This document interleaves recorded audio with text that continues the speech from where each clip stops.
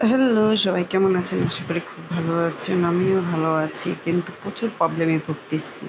গ্যাসের এত প্রবলেম যে কিছুতেই কিছু করা যাচ্ছে না। লোডশেডিং তো হচ্ছেই। রাত ২টা-৩টা বাজে কারেন্ট চলে যায়। তখন থেকে জেগে থাকি কারেন্ট বন্ধ করার জন্য, আল্লাহ খোদাই জানে। আবার ইদারিং দেখি সকাল ভোরেই গ্যাস চলে যাচ্ছে।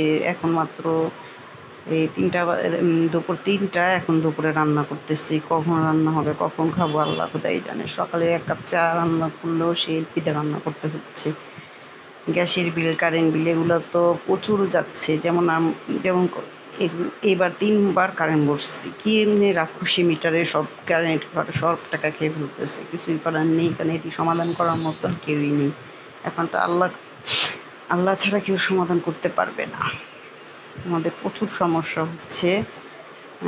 কি আর কিছুই করার নেই, যে এখন রান্না করতে বসছি। আর এটা তো কখনোই সহজে সিদ্ধ হয় না, তাই একটু পানির পরিমাণ বেশি দিছি আর সাথে ভাজি করছি। সবাই ভালো থাকেন। আল্লাহ হাফেজ।